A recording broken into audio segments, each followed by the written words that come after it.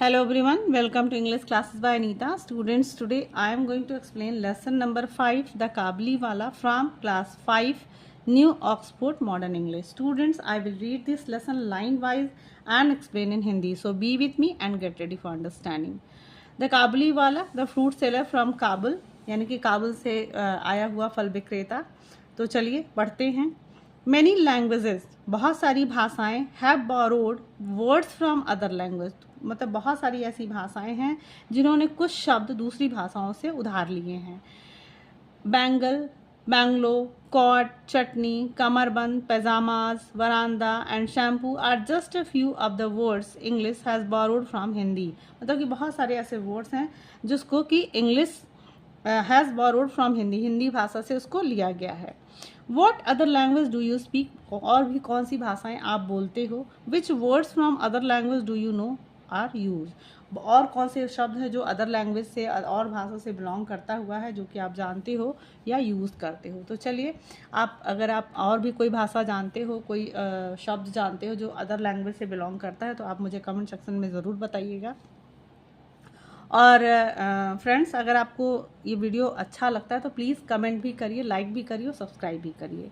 तो चलिए स्टार्ट करते हैं. इंट्रोडक्शन, जो हमारा इंट्रोडक्शन है वो है 5-year old मिनी, जो 5 साल की मिनी है. Does not no much but see things she knows a lot. मतलब कि जो 5 साल की मिनी है वो कुछ बहुत ज़्यादा नहीं जानती, लेकिन उसको लगता है कि वो सब कुछ जानती है.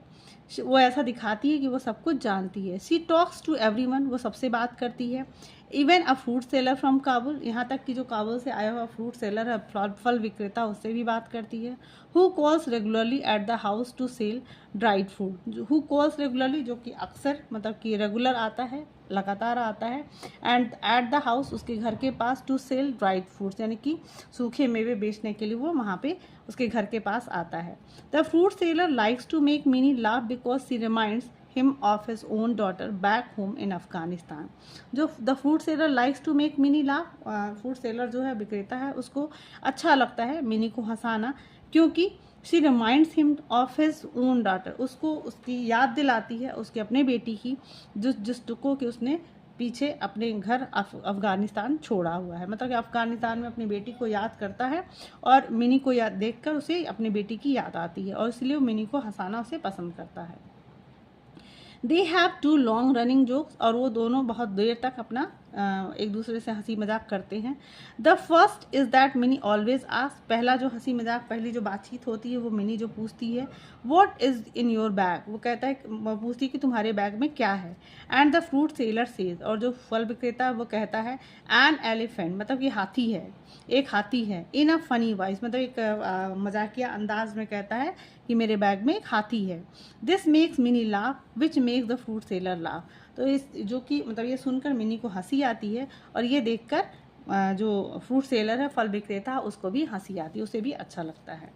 The second is that the fruit seller then ask Mini, और उसके बाद से दूसरा जो क्वेश्चन है जो फ्रूट सेलर मिनी से पूछता है, are you going to your father in law's house, क्या तुम अपने फादर इन लॉ, यानी कि हम लोग अक्सर इसको फादर इन लॉज हाउस मतलब कि ससुर का घर कहते हैं.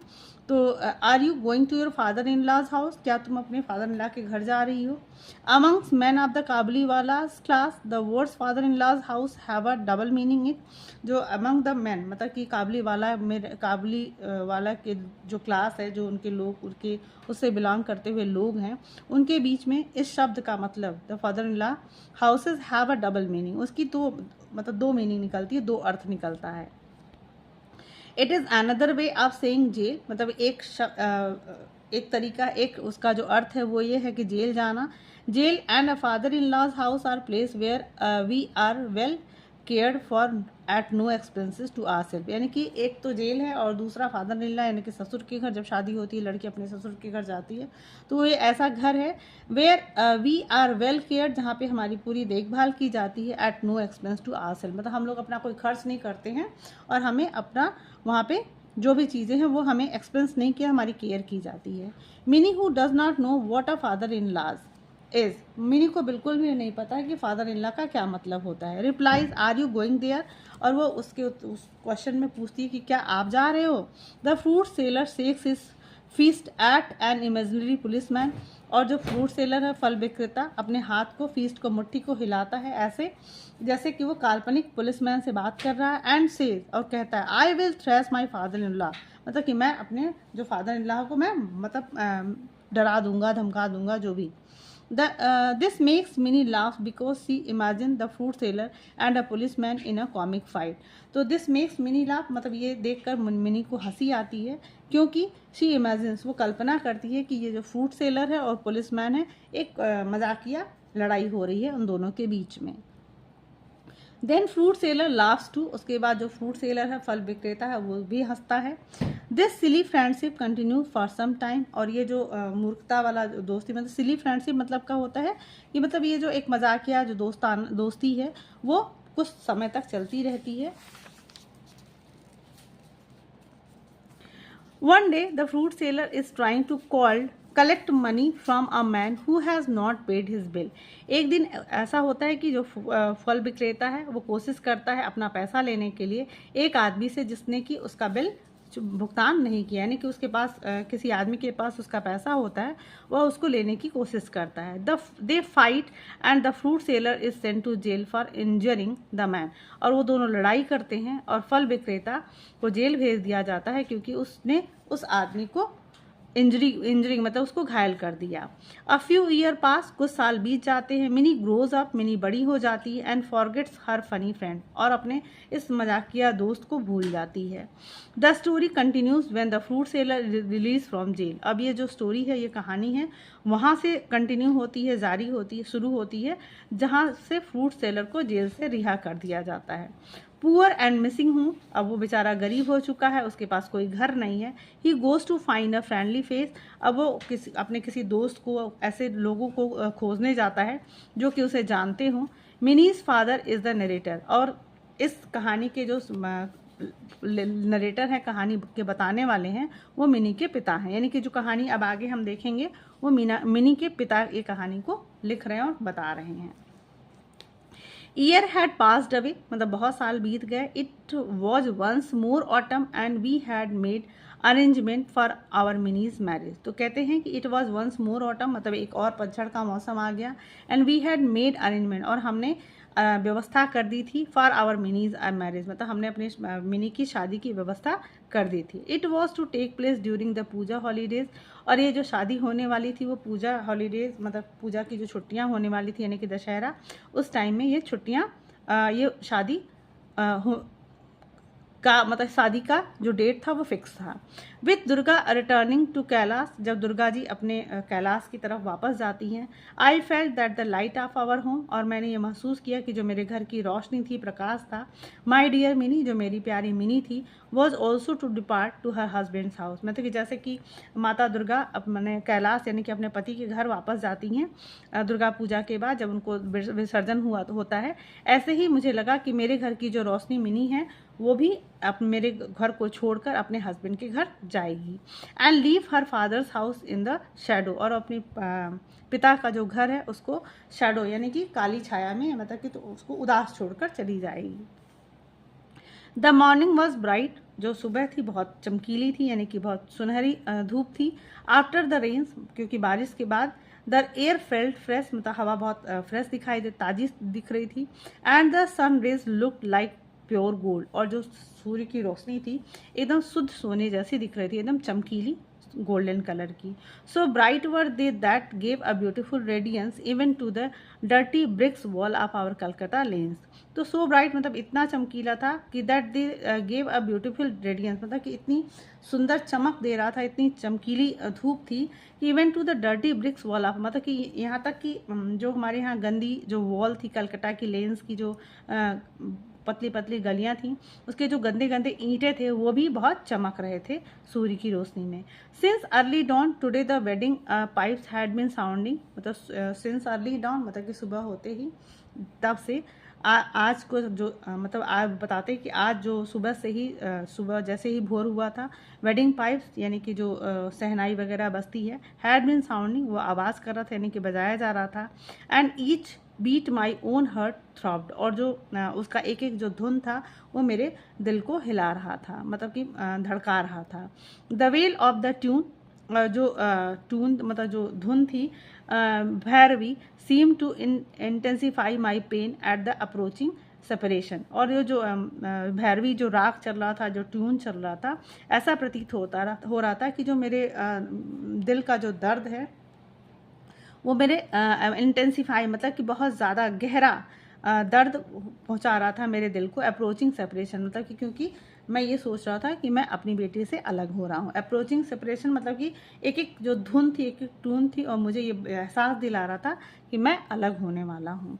माई Mini was to be married tonight. आज मेरी बिटिया की शादी होने वाली थी, मतलब मेरी मिनी आज रात उसकी शादी थी। From early morning noise and bustle had pervaded the house. अब जो पूरा फ्रॉम अर्ली मॉर्निंग मतलब सुबह से ही शोर शराबा, और बसल मतलब कि जो शोर शराबा था, जो इधर उधर का आवाजाही थी, हैड परवेडेड द हाउस मतलब पूरे घर में व्याप्त था। In the country yard the canopy had to be slung on its bamboo poles. Into the country yard यानी कि आंगन में, कैनोपी मतलब होता है जो मंडप तैयार किया जाता है। Had to be slung on the bamboo poles यानी कि बांस के पोल्स पे, बांस की लकड़ियों पे पूरा मंडप तैयार कर दिया गया था।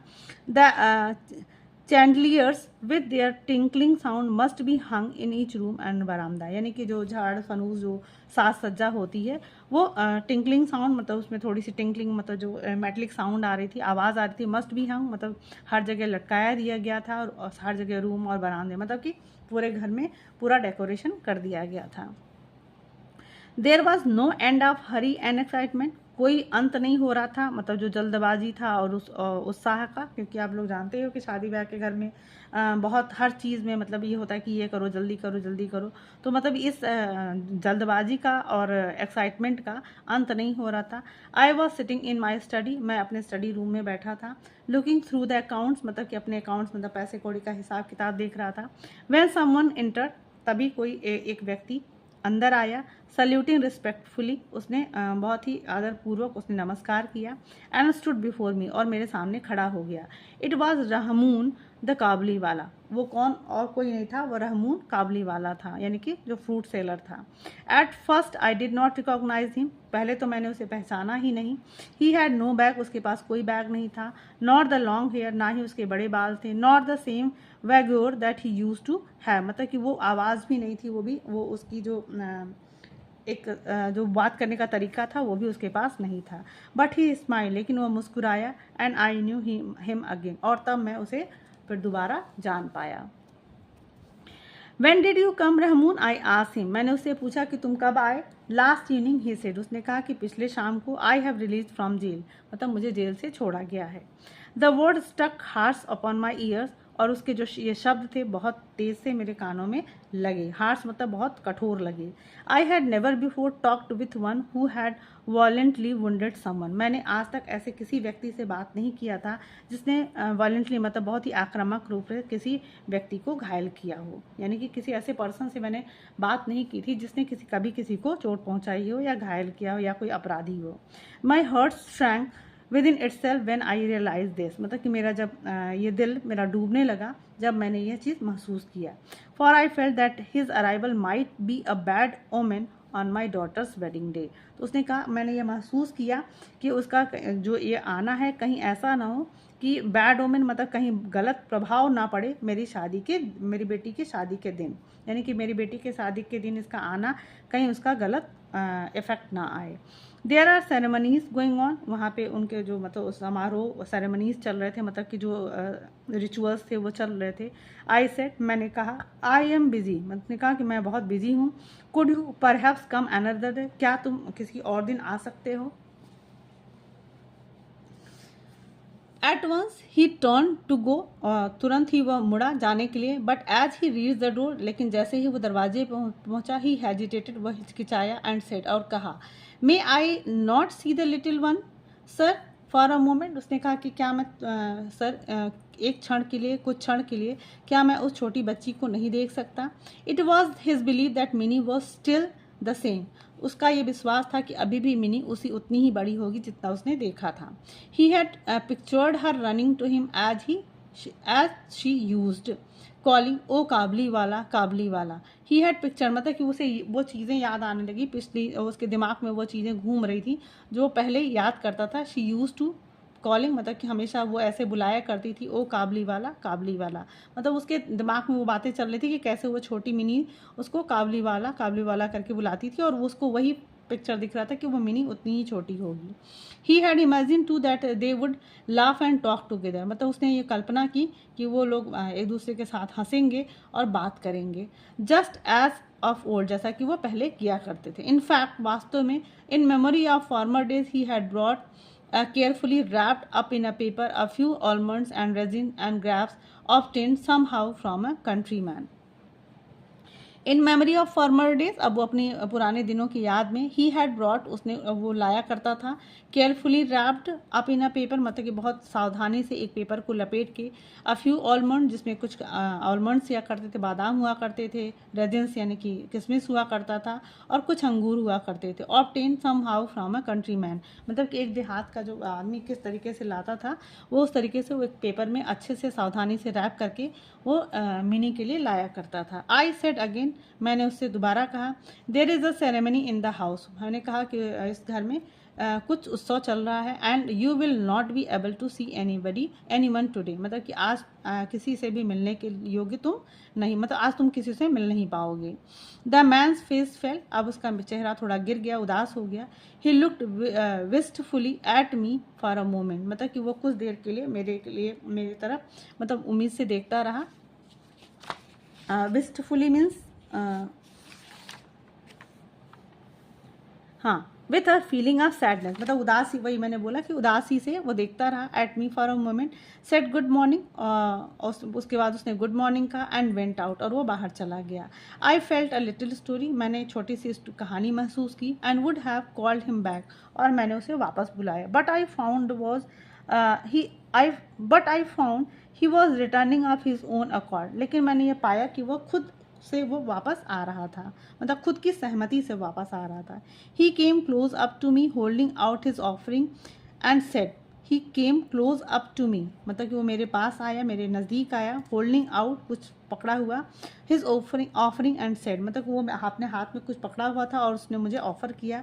I brought these few thing, उसने कहा कि मैं कुछ चीज़ें लेकर आया हूँ, sir, for the little one, मतलब उस छोटी के लिए मैं कुछ चीज़ें लाया हूँ। Will you give them for to her, क्या आप उसे ये दे दोगे?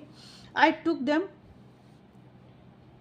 And was going to pay him, मैंने उसको ले लिया और मैं उसे देने जा रहा, मतलब उसे पैसा, मैंने उसे वो सामान लिया और मैं उसे पैसा देने जा रहा था। But he caught my hand and said, लेकिन उसने मेरा हाथ पकड़ लिया और कहा, you are very kind sir, आप बहुत दयालु हो। Keep me in your recollection, मतलब कि आप मुझे, रिकलेक्शन का मतलब कीप इन योर मेमोरी, मतलब मुझे अपनी यादों में रखिएगा, मुझे याद करिएगा। Do not offer me money, मुझे पैसे मत दीजिए। You have a little girl, आपके पास एक छोटी बच्ची है।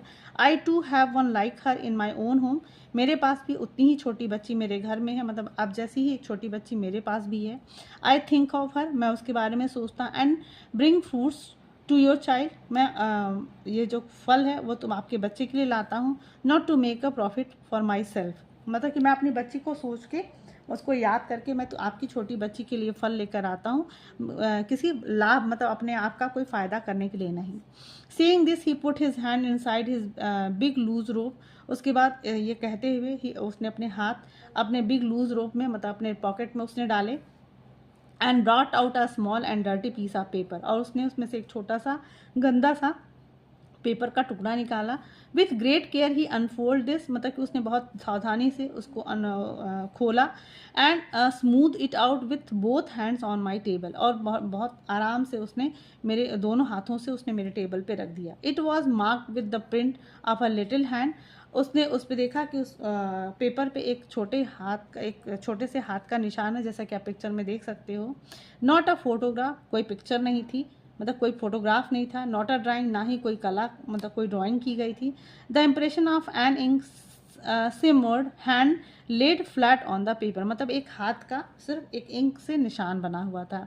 This touch of his own little daughter had been, ये जो this touch of his own little daughter, मतलब ये जो निशान था उसके वो अपनी बेटी का था। Had always on his heart, जो कि उसके हमेशा दिल में रहा करता था। As he had come year after year to Calcutta, as he had come year after year to Calcutta, क्योंकि उन्हें बहुत सालों पहले वो कलकत्ता आया था। To sell his wares in the street, अपने सामान को सड़कों पे बेचने के लिए, मतलब कि वो अपनी बेटी की याद एक पेपर पे उसने हैंड प्रिंट्स को लेकर आया था और उसको अपने दिल में रखते हुए वो कलकत्ता की सड़कों पे फल बेचने आया था। Tears came to my eyes, मेरी आंखों में आंसू आ गए। I forgot that he was a poor Kabuli fruit seller, मैं ये भूल गया कि वो पुअर काबुली सेलर है, मतलब काबुली वाला है, फ्रूट सेलर है। आई रियलाइज वी वर इक्वल, मैंने महसूस किया कि हम दोनों अब बराबर हैं। He also was a father who missed his daughter, वो भी एक ऐसा पिता था जिसने अपनी बेटी को खोया हुआ था, मतलब बेटी उसके पास नहीं थी, मिस कर रहा था, याद कर रहा था। That impression of the hand of his little Parvati in her distant mountain home remind me of my own little mini. और दिस इम्प्रेशन, दैट इम्प्रेशन मतलब जो निशान था ऑफ द हैंड, उस निशान जो हाथ का, जो छोटे हाथ का निशान था जिसका नाम पार्वती था। इन हर डिस्टेंट माउंटेन, मतलब कि ये मेरे लिए एक बहुत पहाड़ जैसा था। होम रिमाइंडेड, जो कि उसको याद दिलाता था उसके घर की। Me of my own little Mini, मतलब कि वो सब देखकर मुझे अपनी लिटिल मिनी की याद आ गई। I sent for mini immediately from the inner apartment, मैंने मिनी को बुलाने के लिए तुरंत किसी को अंदर से भेजा। मैनी डिफ़िकल्टीज वर रेज, बहुत सारी समस्याएं उत्पन्न की गई, मतलब कि उसको मिनी को बुलाने में। But I would not listen, लेकिन मैंने नहीं सुना। Clad in the red silk of her wedding day, मतलब कि क्लैड मतलब होता प्रिपेयर, वो अपने आप ड्रेस, वो रेड सिल्क साड़ी में वो अपने ड्रेस्ड थी, अच्छे से तैयार थी।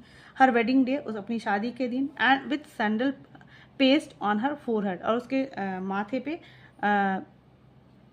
सैंडलवुड का मतलब चंदन का निशान, मतलब कि एक पेस्ट लगाया गया था।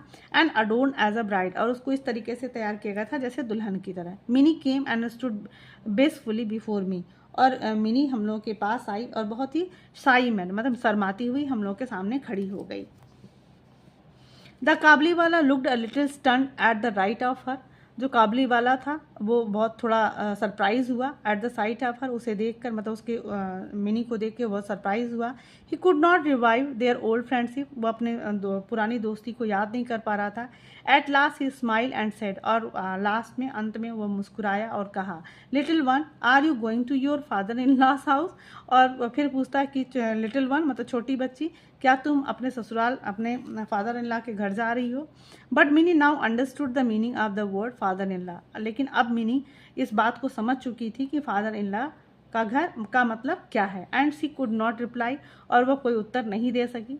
To him as of old, मतलब कि जिस तरीके से वो पहले उत्तर दिया करती थी, अब वो उत्तर नहीं दे पाई। सी सीम एम्बेरस्ड, वो मतलब थोड़ी शर्माती हुई लगी। And stood before him with her face turn down, अपना सर झुकाए उसके सामने खड़ी रही। She did not remember him, वो मतलब कि मिनी को वो काबली वाला याद नहीं आ रहा था, वो याद नहीं कर पा रही थी। I remember the day when the Kabuliwala and my Mini had first met, मुझे वो दिन याद है जब काबली वाला और मेरी मिनी पहली बार मिले थे। एंड आई फेल्ट सैड, और मैं दुखी हुआ। व्हेन सी हैड गॉन, जब वो चली गई। रहमून साइड डीपली, रहमून ने बहुत ही मतलब गहरी सांस ली। And sat down on the floor, और वो फर्श पे बैठ गया। The idea had suddenly came to him that his daughter too must have grown in his long time, मतलब कि उसे अचानक से उसके दिमाग में एक विचार आया कि जो उसकी बेटी भी है, उसकी बेटी भी मतलब बहुत his daughter too must have grown in this long time, मतलब कि उसको अचानक से ये विचार आया कि उसकी भी बेटी इतने लंबे समय में अब काफ़ी बड़ी हो गई होगी। And that he would have to make friends with her anew, और उसे फिर से अपनी बेटी से ऐसी ही दोस्ती करनी पड़ेगी, क्योंकि अब वो उसे अपने पिता को नहीं पहचान पाएगी। Certainly he would not find her as he used to know her, मतलब कि निश्चित तौर से वह उसे, अपनी बेटी को उस तरीके से नहीं पाएगा जैसा कि उसे वो जानता है, यानी कि अब वो छोटी नहीं हो रही है, अब वो बड़ी हो चुकी होगी। द मैरिज पाइप साउंडेड, अब जो सहनाई थी वो बजी। And the mild autumn sun stream round us, और माइल्ड ऑटम सन यानी कि जो पतझड़ का जो सूरज था वो हमारे ऊपर उसकी रोशनी गिरने लगी। But Rahmun sat in the little Calcutta lane, लेकिन जो रहमून था वो लिटिल कलकत्ता यानी कि कलकत्ता के गलियों में बैठा रहा। Remembering the barren mountains of the Afghanistan, और अपने उस माउंटेन यानी कि उन पहाड़ों को जो अफगानिस्तान के जो खाली पड़े थे, सूने पड़े थे, उसको वो याद करता रहा।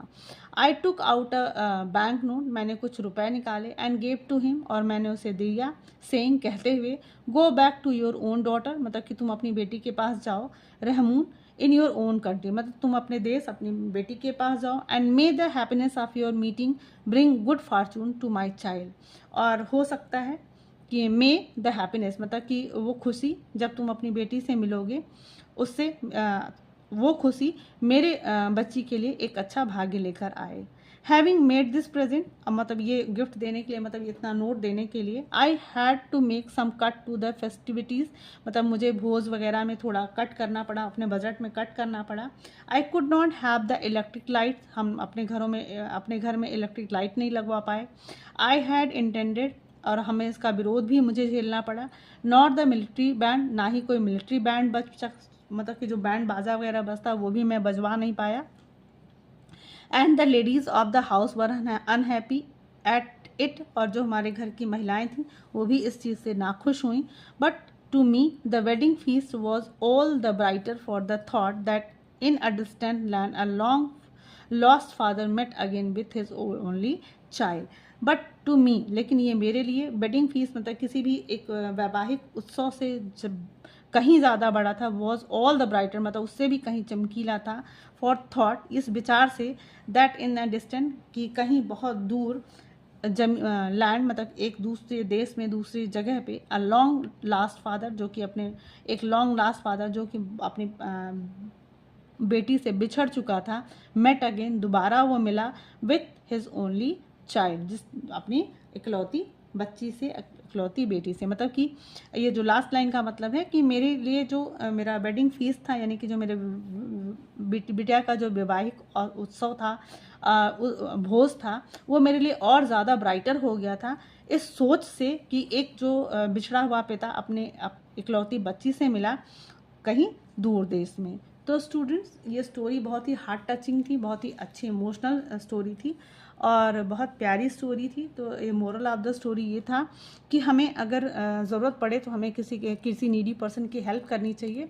हम अपने बड़े बड़े उत्सवों में से कुछ कटौती करके हम किसी नीडी पर्सन की हेल्प कर सकते हैं। तो students, I hope you like the explanation. If you like the explanation, do share with your friends, and if you are new on my channel, please like and subscribe, and very thank you for watching.